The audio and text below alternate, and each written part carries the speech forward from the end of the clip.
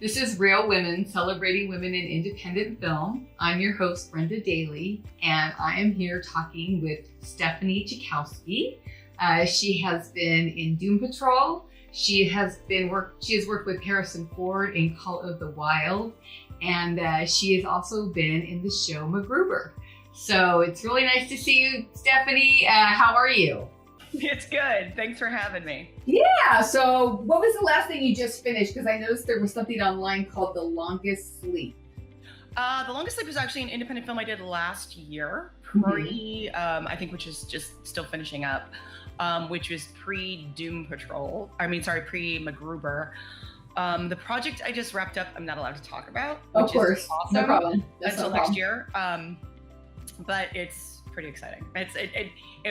It was very, very exciting, but I'm just like, the world of NDAs. Oh, I know. But I think it's super exciting. So how long have you been acting? Professionally,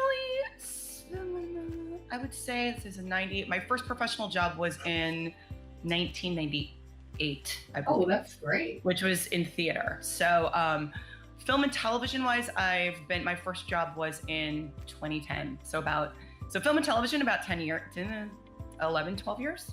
That's probably. Great. That's awesome. So you've had quite a career. I guess, yeah. I mean, we always look back. It's one of those things of like, you always look back and you're just like, at the time you don't think so. And then you look back and you're like, oh, wow, this happened in this much time. My husband always tells me, he's like, think about the very first time I met you. Like my first on-camera job was a production on, I think it was Discovery, called I Didn't Know I Was Pregnant. That was my first speaking role. I was a EMT person, like, non-union, $100, whatever, and like the differential between that and like being on set with Harrison Ford it's a pretty big jump in like 10 years. When I really look back at it, you know what I mean? But I think a lot of actors think that these things are overnight, or people go, well, who is that person? I've never heard of them. And then now they're this huge success. And I don't think they understand that it's like any other job. You kind of have to intern a little while just to kind of get your foot in the door, to get people to get to know you. Well, yeah, it's one of those things that sometimes to actors, I think it feels like 2 steps forward, 3 steps back, like in the sense of, I feel like once I got my first network co-star, then suddenly, I was like bona fide. And so people are like, oh, they've done a co-star on a show. They're not going to be a total freak. Now we can bring you in. Like there is a little bit, I feel like sometimes there is a little bit of that in Hollywood. Like it's part of the reason, you search out management or whatever, you search out people who will vouch for you a little bit. Yeah. Just because, it's hard in any business, like to give a referral to someone, that it's your name going forward. And so I feel like you're getting the little rungs. Like now some people, that's not the trajectory but I'm very much a working class, like working man's like chunk, like co-star, guest star, you know what I mean? Like it's been a very one role at a time, one audition at a time along the way. I feel like though for most actors and actresses that's pretty normal, because most of us, when we start out, we don't know anybody, and most of us do start out in the theater. So so I did a lot of theater, so I totally know lots about that. But I think that when you get into film and television, it's almost like a whole different job. It's not the same job. Yeah, it's not, because it is a the medium of film and TV is a director's writer's medium. Like you are there to serve the story. And the thing about, being on theater is the director, the writer is there to set the production, but it's so much more, I think, a performer's medium, because it is a live production and anything can happen, and it changes daily because we are not the same every day. And while you rehearse to get those points so that you can tell the overarching story, it will always be shaded in different ways based on your audience, like everything changes it every so often. Yeah, based on your energy, based on what's going on behind the scenes. Exactly. Yeah. And then you're feeding off other people when they're sitting in the audience, because you're there, you're live for them. Where when you're on film, I feel like you have to be, everything's so close up, and you have to be able to reach people's emotions through this little box or through this big screen. Well, and a lot of it is I had someone, I can't remember who told me this once, or if I read it, or is like, you know, film and television and theater acting are the same. The difference is you have to push it out to people, and with a camera, it just can come into you. And so it almost feels like you're not doing any, if you're really present, you're not really doing anything, because the camera comes and gets it, you know, a little bit. Oh, for sure. Like, I always was told that even if it's not the thought of the character, because maybe you're just not there that day, to have a thought. Yeah. And really listen. Like, it's really about listening and feeling whatever that person that you're working with is giving you. And it could just be you in the moment and the director giving you that, you know, where you need to be. Yeah. Well, and the beauty of it is, I think what's interesting about it, you know, always to me is because of the amount of takes you have, and like you have an idea as an actor of how you want it to go. And sometimes it goes that way. But also it's not necessarily what tells the story in the best way. So like, as an editor, as a director, you sit, like my husband's a writer director, and you sit and you look at dailies and you're like, okay, this something about a different reaction, which as an actor may not have been the thing you get or whatever, ends up being the choice, because it's a more powerful, you know, way to tell the story. Because so much of film and television is you're drawing the eye to wherever you want it to go, as opposed to, you know, in theater, it's a much bigger picture, and you have the benefit in film and television to literally close the camera and take it down to a hand, which maybe in, you know, if you're watching in a proscenium stage, you're not going to see that in the same way. So you have to structure, you know, tableaus, as it were, a little different. You know? Right. No, I know it's really up close and personal. I love theater, but I actually really like doing film work. And I think the reason is because it is a lot more personal. I don't know what it is, but it's reaching into your soul for some reason. It's a little deeper than stage. Because like you said, stage, you're always projecting out, and everything's a little bit bigger than life, so that the person in the back row can feel what you're projecting. Where, like you said, you have to bring them in. And so it's a little more, you almost have to help them touch your soul. Yeah. Through a lens. I mean, when you think about it, it's pretty incredible. Yeah. No, it's really incredible. I think, you know, there's similarities. Like, I always look at it as like, I love film work because there's a sense of community. Like, in the same way that I love doing theater, the community experience is slightly different, but it's still present. And in, you know, film, you're all working towards this common goal to bring this thing to life, and then, you know, put it on film, and it's there forever. And in theater, it's this common, like, community of an audience of people all together in communion, but only there for a set amount of time. So you're like, you only get to experience it if you're there. So it's both the, like, that's the thing I love about both of those things, but they're just very, you know, they vacillate in terms of what you're trying to do in terms of each thing. So where are you originally from, Stephanie? I'm originally from the Midwest. I'm originally from a town in southern Wisconsin called Racine, Wisconsin. It's above Chicago. It's like right smack in the dab between, it's like below Milwaukee, above Chicago, in the southeast corner. I was born there, born and raised mostly, and then moved when I went to junior high in Naperville, Illinois, until I graduated high school, and then I moved to New York. So what gave you the acting bug? Reportedly, the story is that I was performing from the time I was 3. But the thing that actually is, I still have the letter somewhere. When I was in kindergarten, it was half day school, and you'd come home and television would be on, and the Brady Bunch was in syndication. And I loved the Brady Bunch. And apparently I made my mom write a letter to the local ABC affiliate to see if I could be on the Brady Bunch, because I watched these kids and I was like, I could do that. It had not been, it had been like not, it had, you know, they had wrapped it for like over a decade, but, and it kind of started there. It was there, then it was, you know, I saw Grease when I was, you know, 10, for the first time, like, and it was and I wanted to do musicals, and I started writing plays, and the little Catholic school I went to allowed me to do, you know, plays, and it just was that thing that I kept doing. Right, because you fell in love with it, and yeah. And then when we moved to Naperville, Illinois, they actually had community theater, so there was more of an opportunity to actually participate in bigger productions than, you know, this play that I was putting on for my 5th grade class based on Louis Pasteur, you know, whatever.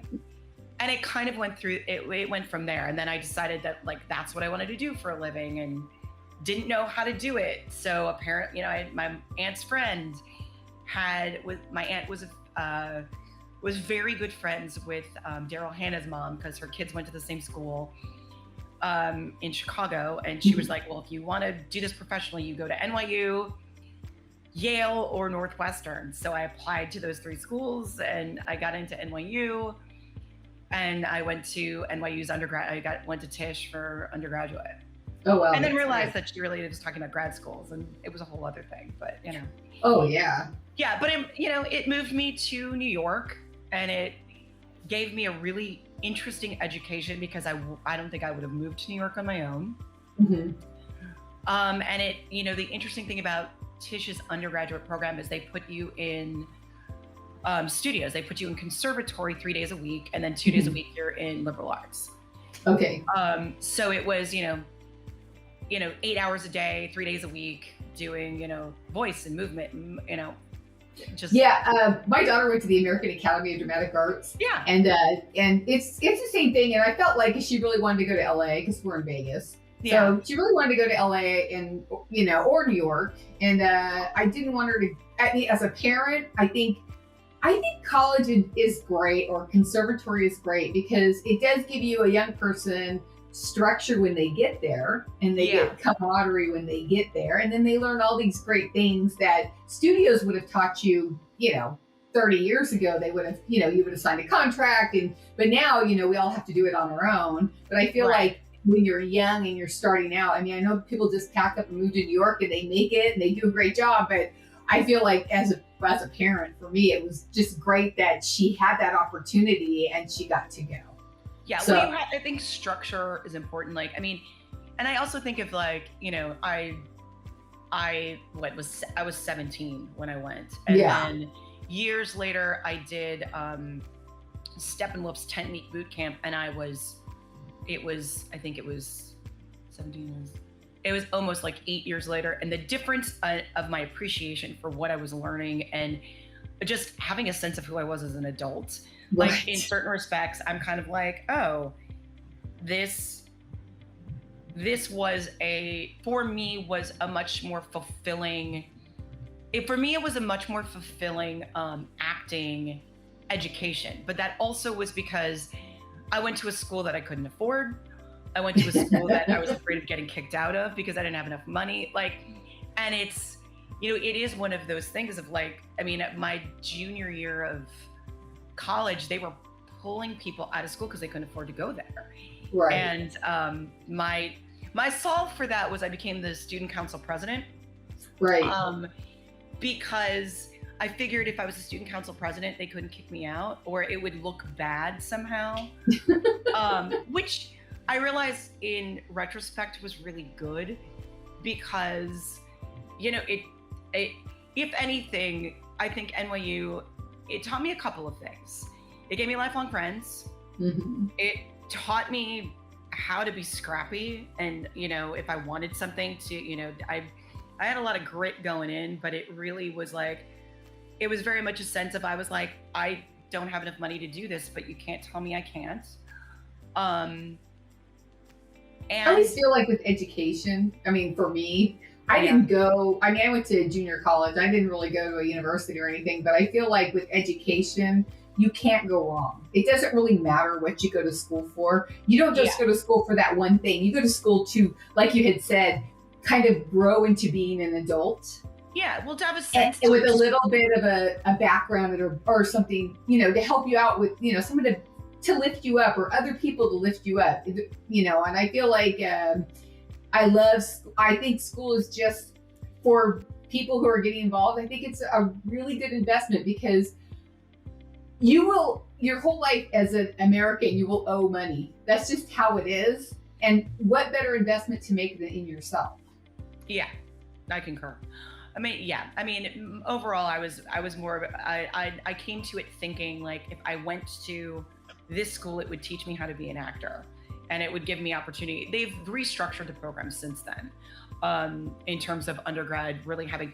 But what I found is there was so many people I went to school with, who basically became lawyers. Like it was, and I wanted to go somewhere, and I just didn't have the knowledge to go somewhere that was like, I want to go to somewhere that is turning people into actors because this is what they want to do.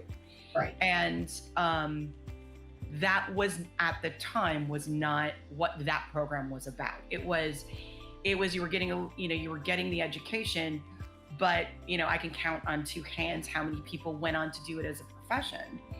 But then again, like that also happens when you're 17. Like that was, as somebody who was very driven to want to do that, that was like, I was like, oh, okay, well, okay.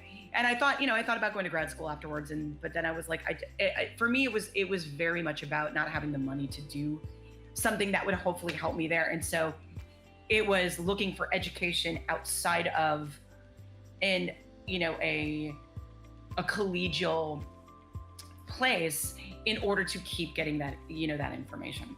Yeah, I really think that your success has a lot to do with that, because I think when you go, school teaches you to be organized and teaches you to, be more structured, and you get all these other things. But I think as you probably realize that during your career that it's the structure that got you to do all the homework and all the stuff that you need to do to be an actor, because you've learned how to, okay, this is what I need to do, this, I have to do this now. I'm actually building my website, and I was thinking yesterday when I was working on it for like the 10th day, that is something they should teach every kid in high school, how to build a website, how to, how to do all these things that no one ever really teaches you unless you go to college or unless you have to do it, and you kind of have to force yourself to go to do it. Yeah. So I think these kids, I think they kind of need to structure things a little differently. I know reading, writing, arithmetic is great, but now everything's social media and online. Yeah. So yeah, I mean, part of it is though also you would, because there's been such a swing with the, invention of social media in the way that it is over the last decade, like the last 10 years, I guess, is really, is you also, it's that thing of, having kids who know how to use cell phones better than their parents. Like it is, it's a medium that people are growing up with. Like I think about the fact that when I went to college, I got my first word processor. Like, you know what I mean? Like computers weren't, like we were starting to work off typewriters onto word processors. And then suddenly everyone was having computers, but we weren't quite there yet. And so it's such a different experience of the world. Yeah, I think too, you've gotten your career in a situation where before it was all it was not online. Everything had to be in person. Yep. Your agency, you had to be close by your agency, and now everything, your whole career, the whole universe of acting has changed for you. Yeah. How was that? It's, for me, there's certain things that like when things became online, where you could do online submissions, etc. like that. Like there's some, if you're somebody who works hard and like does all the work, in certain respects, like when we changed from having to like actually show up, the beauty of like having to show up and actually be there cuts out a lot of bullshit, because there's a lot of people who just won't do it. So, there's a lot more accessibility, but there's also it puts the onus on casting, it puts the onus on managers, etc., to have to weed through, a lot more people. And in that, there is also a lot of people watching, YouTube stars being like, oh, if I can be a social media influencer, then I can lead a show. So it's, and there are producers who think that as well. So I mean, everything has its ups and downs. You know what I mean? Like everything has its ups and downs. It's, access, especially with COVID, like you have more access, but at the same time is, when you have, it's the difference between, let's say when we were doing hard copy submissions, which changed over in the mid 2000s, I guess, where people were still sending packets of headshots of their people, to now you can submit, just with a push of a button. So you have casting directors getting, 1,500 submissions for a one-line role. I know. And then on top of that, you have to weed through, because you also have people who won't read the breakdown, and so they've submitted all these people who aren't even right for it in the beginning. So it's, it's hard to say. Is it better? Is it worse? I mean, when it comes to auditioning, you can book a role. I think that you can book a role, you can book a job off a self-tape.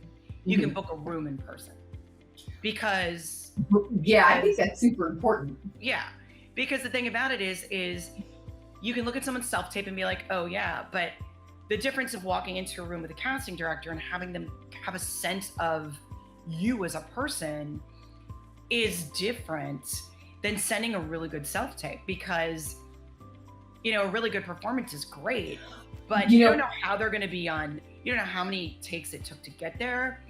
You don't know what they're like in person. Well, that's the thing. My daughter and I talk about this all the time, that self-taping is totally different than on-set acting. It's a totally different skill set. Oh God, yeah. And so as an actor now, you have to be a multiple of things. You have to be the camera person and the sound person. You might have somebody helping you with the obviously somebody saying the other lines, but you have to be all kinds of things other than an actor. So I wanted to ask you, what would you ask or tell your younger self? What kind of advice would you give her? Oh, I would fully say give less shits. Oh, that's a good one. I mean, I think that as someone who was raised in, I'm going to school, like where you're just like, there's a right and there's a wrong and there's a way you do things, and everyone gets there is there was a point there was part of me that felt like you had to do a certain thing in order to earn the right to be, they be able to, like, the ability to be on this show, because you have to do these certain things and it should be this, and I think for me personally, I was not keeping myself down, but I was limiting my ability to do things based on limits or how I thought something should go. You know what I mean? I don't know if that's not a very succinct way of saying things. Well, I think that the problem with what goes on with us as humans, I think, is that we feel so dependent on what everybody else thinks of us. And when you're an actor, you're always putting yourself out there. And the thing is that one person's going to love you just because they saw what you did on your tape, or they just like the way you looked, or they just felt like connected to you, and somebody else won't. Yeah. And it has nothing to do with you at all. It's just how, if they feel connected, and that's how we are every day as people, I believe. Yeah. Well, it's learning that there are people who like, you're not for everybody. Right. It's just like, you're not for everybody. And I think the hardest thing to remember, or the hardest thing for so many actors to remember, is that it is not always about you. Like, I think the most fascinating lesson I learned, my husband was directing his first feature, and we got all these self-tapes. He's Canadian, so we're doing it in Canada. And we got all these self-tapes of all these actors, and they were amazing. There were some really great performances, but they just weren't the character. Like, there was something about them that were like, and I was, I think I made him write letters to people to be like, you had such a good audition. It's just like, there's something that you can't put your finger on that is not there. Like for me with Doom Patrol, like that role came at a time for me, you know, on to play Hammerhead when I was physically, like, it was very much, that role is very much so my personality. Like there's so many things that fit like a glove, but also at the time I had just gone through chemotherapy, so I had no hair. And the fact that I had a bald head just helped knit, like across the board was like, well, of course, like there's certain things that like MacGruber, like my look and my, like, and there's certain things that come up, I feel like with me, because I'm a very specific type. A lot of the time I am a 5'10", strong woman with a deep voice. So as the industry has been expanding and changing, there's been more opportunity for me, which is great. But whenever I'm right for something, like really right for it, I'm really right for it. Yeah, I think being specificity is super huge. And I like the fact that you're these strong women characters because, you know, of course the show's about being empowered. And I feel like, you know, you do really fit that box. Like you've empowered yourself, you've been through some trauma. So what was your favorite story about Doom Patrol? I think booking it, like, I mean, like there's a couple stories. Like booking it, I had just come off of Call of the Wild. I had just had a double, like I booked Call of the Wild before I had a double mastectomy. I found out that I had to do chemo during right before Call of the Wild. So I waited until I wrapped so that I wouldn't lose my hair. And I kind of just told myself like, well, I may not work for the next 2 years. I may, and if I do, great. But if I don't, whatever. And this job came up and I was like, oh yeah. But I was also so just like, all right, well, I'm going to get it. Like, you know, when other things are going on in your life, you're just like, meh. Either it puts everything in super perspective. So to book it was a full joy because it took me out of having to worry about if I was going to die and got to focus on something else. Right. But beyond that, like when I was invited back for season 2, there was an episode, I think 205. There's an episode when we're all in the underground. And even the very first time we were in the underground, it was my first time being on set with so many women of so many different, you know, who all look different in different shapes and sizes. And in season 2, we did episode 205, and it was directed by a director named Kristen Windle. And it was just such an interesting experience to have that many women on set, directed by a woman. Like it was something unlike I had ever experienced. And I was so grateful for it because in my career, I've been lucky enough to have a number of women directors. But I always come away being like, as a woman, having a woman director, I often feel like because our industry has been built, and it's changing, but has been built so much like where generally men are directors and you do what they say, and not always, but because again, that's changing, is that ability of having that energy around just gave so many women like on our sets, gave them so much more agency. Gave women who were playing extras, gave them the agency to ask questions that they wouldn't feel like they could ask at a different time. And that's a rare and beautiful, beautiful, beautiful thing.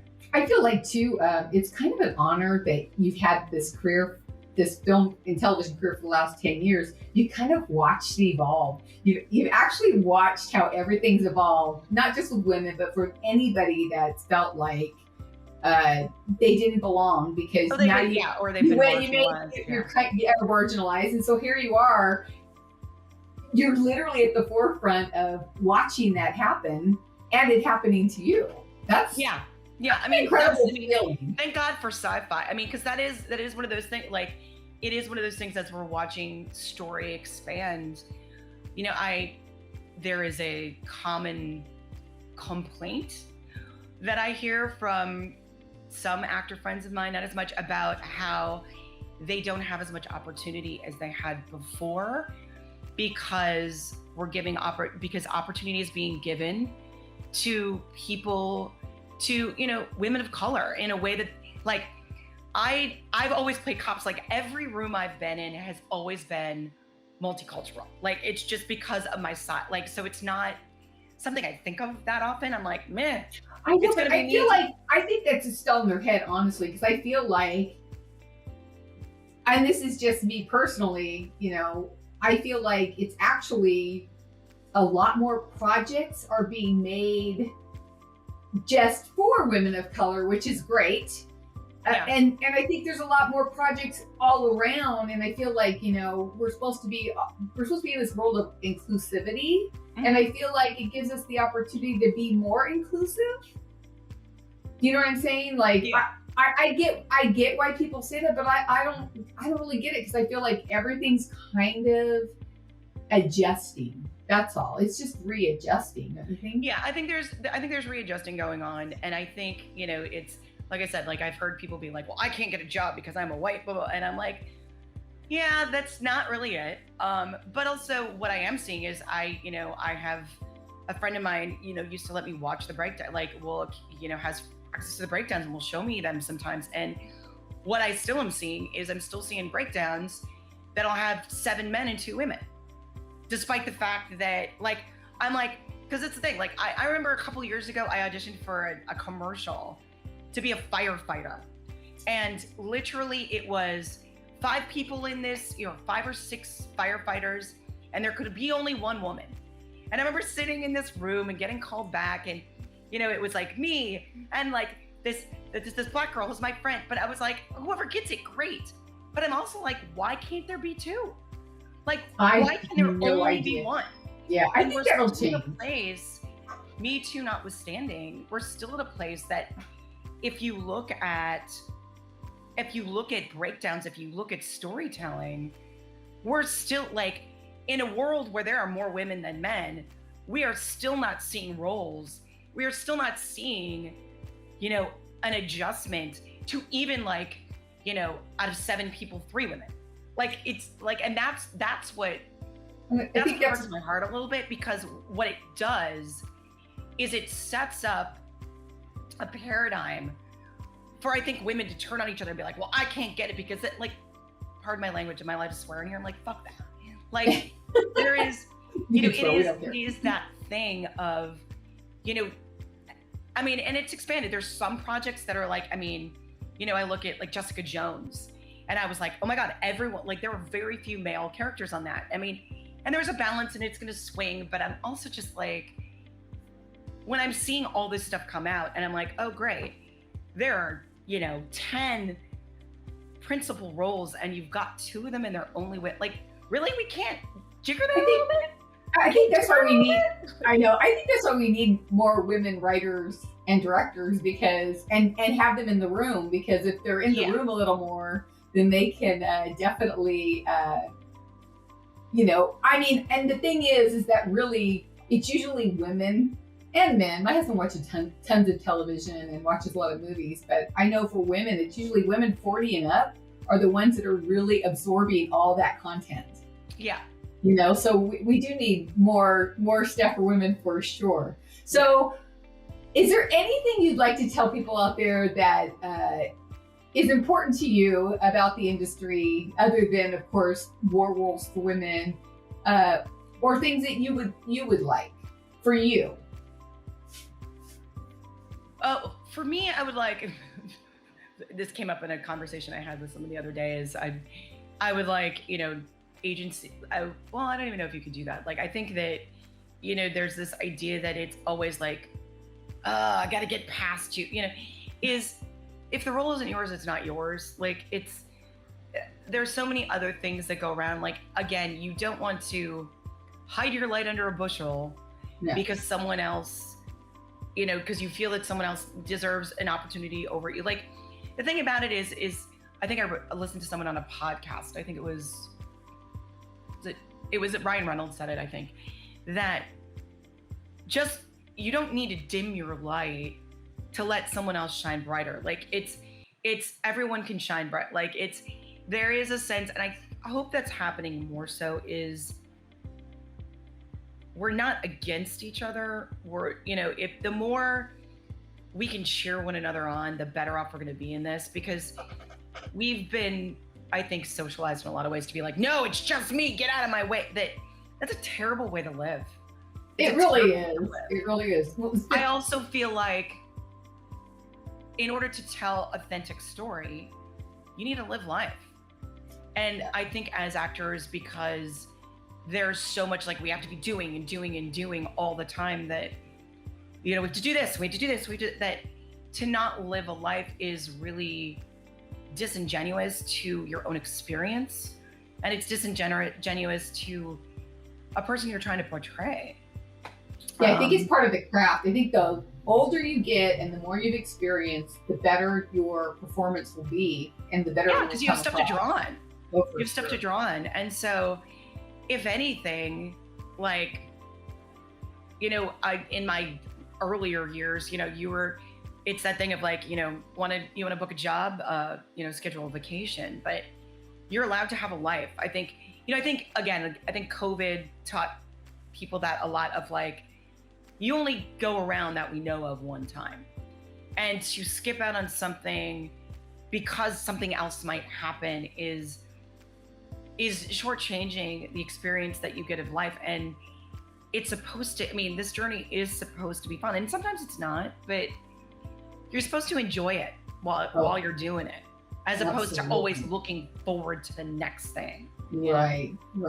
So, Stephanie, we are definitely running out of time, but I just love talking to you. I'd love to get back on the show in a couple of months just to see where you're at and see what's going on. Because I know that in the industry, things are constantly changing. I love you. I think you're amazing.